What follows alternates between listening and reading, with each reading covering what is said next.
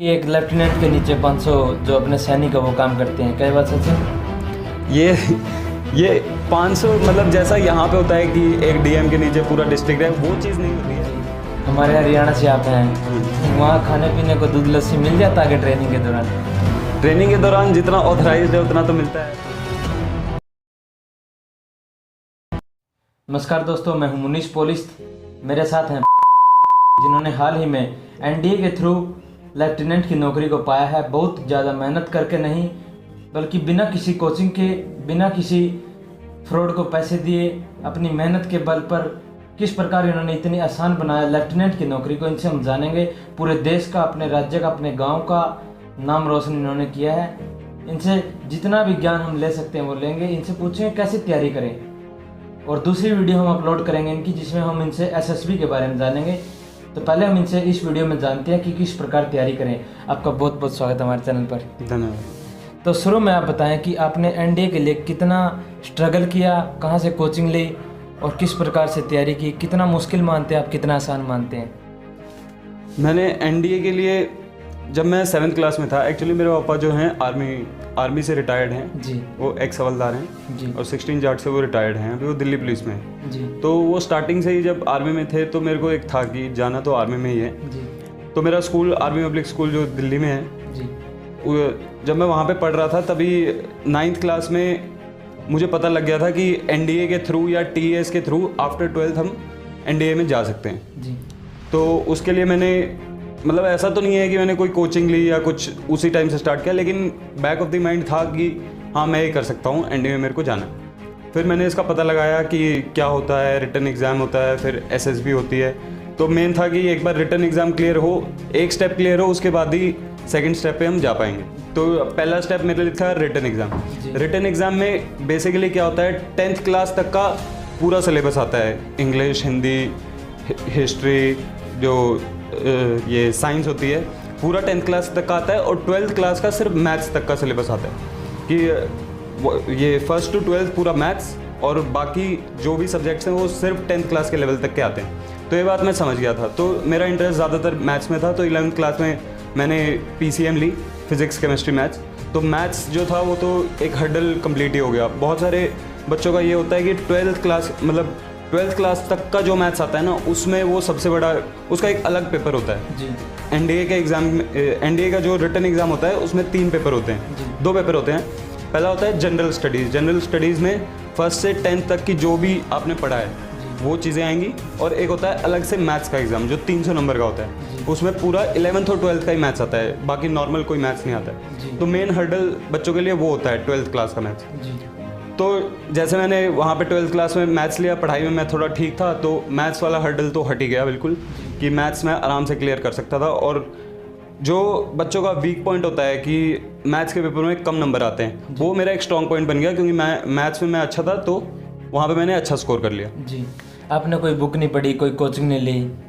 नहीं, उस टाइम ये था कि मैं आईआईटी के लिए प्रिपेयर कर रहा था, और ये जो था, जो इसकी कोचिंग होती है, इसका मैंने पूछा कि इसकी कोचिंग की कोई ज़रूरत है, तो बोला भी मेरे को कि कोचिंग की ज़रूरत है। लेकिन मेरा उस टाइम पूरा फोकस ये आईआईटी पे था कि मुझे आईआईटी में जाना है।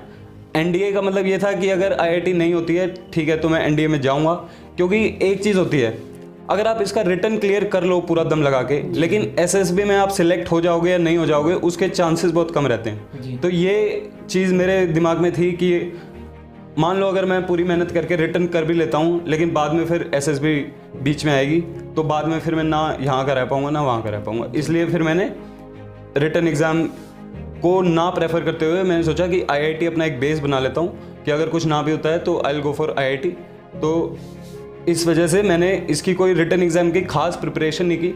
बाकी स्टडीज़ में अगर कोई अच्छा है तो उसको रिटर्न एग्ज़ाम में कोई तकलीफ आने वाली नहीं है। जी। अच्छा, आप मुझे ये बताएं कि आपने तो कोचिंग नहीं ली, आपका तो पहले पढ़ा हुआ काम आया, तो अगर कोचिंग लेनी पड़ जाए किसी को, तो कहाँ से, कौन सी बुक पढ़े, कैसे पढ़ें, या उनसे काम चल जाएगा जो 12वीं तक पढ़ा है? देखिए, अगर कोई, हम जनरली बच्चों को इस तरीके से डिवाइड करते हैं कि अच्छे पढ़ने वाले, फिर बीच में जो रहते हैं मीडियम पढ़ने वाले, और फिर जो बिल्कुल ही हाँ, जो पढ़ाई में डल होते हैं, वैसे तो डल नहीं होते जी, ठीक है। तो हम इस तरीके से डिवाइड करते हैं। अगर कोई बच्चा है जो पढ़ने में अच्छा है, जी, ठीक है, मिडिल नहीं, अच्छा है, 90% तक स्कोर करता है तो उसको कोचिंग की कोई ज़रूरत नहीं जी। है। उसको बस प्रीवियस ईयर के एनडीए के रिटन एग्जाम के पेपर देखने हैं कि क्या आता है, कैसे आता है। उस हिसाब से एक बार अगर वो सोच के भी चले जाएगा कि इस हिसाब से पेपर आता है तो वो क्लियर कर सकता है, उसके चांसेस हैं। अगर कोई बंदा है जो मीडियोकर है पढ़ने में, तो उसको एक तो बुक है अरिहंत की बुक आती है, अरिहंत की बुक को चाहे तो पढ़ सकता है, या फिर हर जगह आजकल हर शहर में रिटन एग्जाम के कोचिंग सेंटर हैं जी। वहाँ पे जाके वो देख सकता है कि हाँ उसका लेवल है या नहीं है, और अगर वो प्रिपेयर करना चाहे तो वहाँ पे जाके प्रिपेयर कर सकता है। जी। हमारे हरियाणा से आप हैं, वहाँ खाने पीने को दूध लस्सी मिल जाता है ट्रेनिंग के दौरान? ट्रेनिंग के दौरान जितना ऑथराइज्ड है उतना तो मिलता है, बाकी घर जैसा खाना तो नहीं मिलता है, लेकिन खाना ऐसा नहीं है, खाना अच्छा है। बाकी ये घी दूध ज़्यादा ये थोड़ी लिमिटेड क्वांटिटीज़ रखते हैं जी। बाकी खाना ठीक है।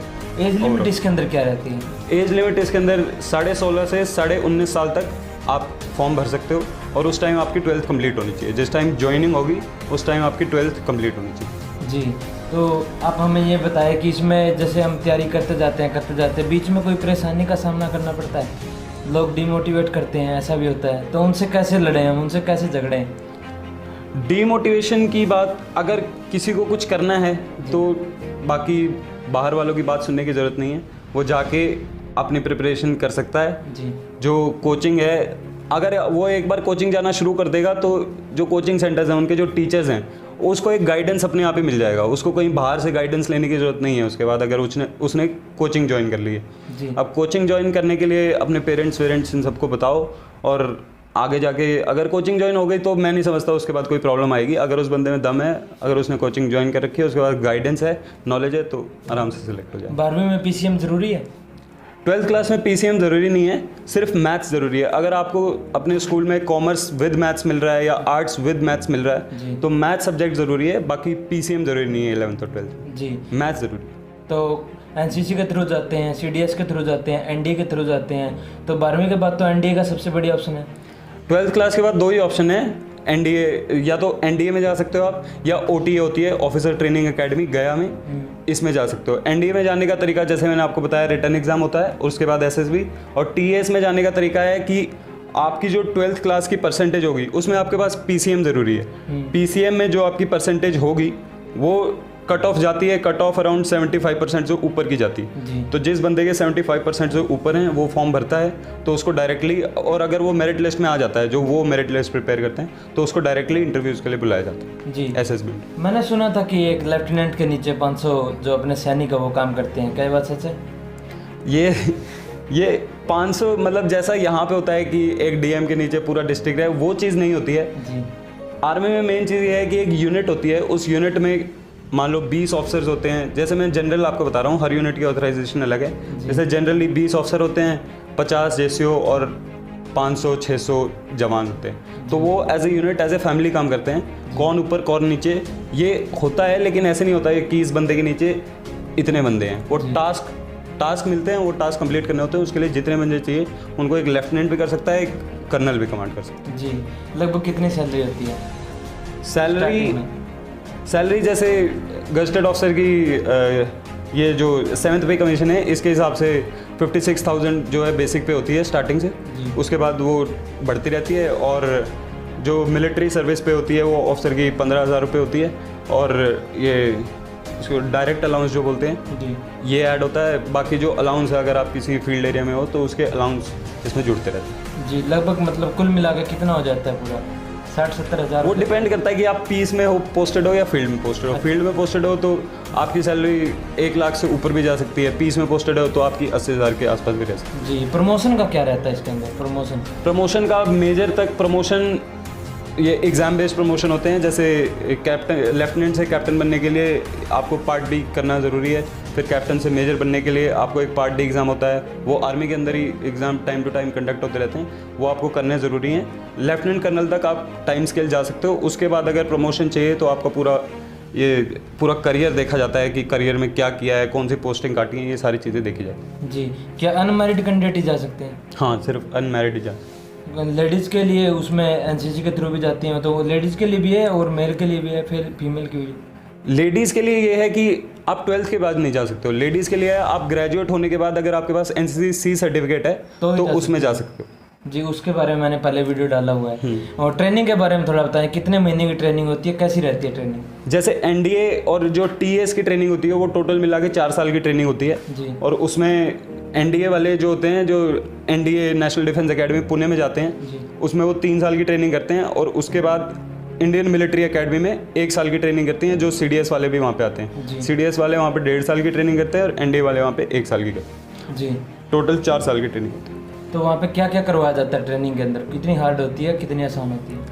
वो बंदे टू बंदे डिपेंड करता है कि कैसी होती है। जैसे मेरे साथ सैनिक स्कूल के, मिलिट्री स्कूल के बच्चे भी आते हैं, तो उनको इतनी हार्ड नहीं लगती है वो ट्रेनिंग। लेकिन जैसे कोई अपने सिविल बैकग्राउंड से जा रहा है, कोई प्राइवेट स्कूल में पढ़ा हुआ बच्चा है, तो उसके लिए थोड़ी टफ है, लेकिन ऐसा नहीं है कि कोई कर नहीं सकता। जो करना चाहे वो कर सकता है। तो एक आर्मी ऑफिसर बनने के लिए किस प्रकार का माइंड सेट करना पड़ता है? आखिरी क्वेश्चन आपसे ये रहेगा।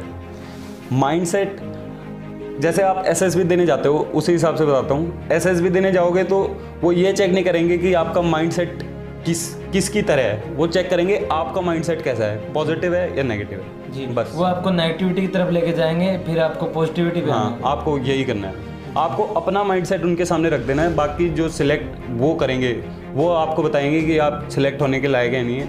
अगर आप कुछ दिखावा करने की कोशिश करोगे कि मैं ऐसा हूँ और ऐसा नहीं हूँ, तो तुरंत पकड़े जाओगे, तुरंत बाहर। तो एसएसबी के बारे में हम आगे वाली वीडियो में चर्चा करेंगे, जो नेक्स्ट वीडियो होगी। इसके बारे में आप संदेश क्या देना चाहेंगे हमारे व्यूअर्स को, जो लेफ्टिनेंट की तैयारी करने के लिए आपकी वीडियो देख रहे हैं? कोचिंग चाहिए, कोचिंग की तरफ जाओ, कोचिंग से स्टार्ट कर दो। और अगर आपको ऐसा लगता है कि आप खुद ही कर सकते हो, तो एक बार ट्राई करो, खुद पढ़ के देखो। अगर कर सकते हो तो आप ज़रूर करोगे, और मेरी शुभकामनाएं आप सबके साथ। मुश्किल कुछ भी नहीं है। मुश्किल भी। तो दोस्तों, ये थे हमारे साथ प्रतीक सोरानी। इनसे एक बार और दूसरी वीडियो में मिलेंगे, हम एसएसबी के बारे में जानेंगे। तो मिलते हैं आपसे जल्दी, वो वीडियो भी अपलोड हो जाएगा। धन्यवाद। जय हिंद, भारत माता की जय।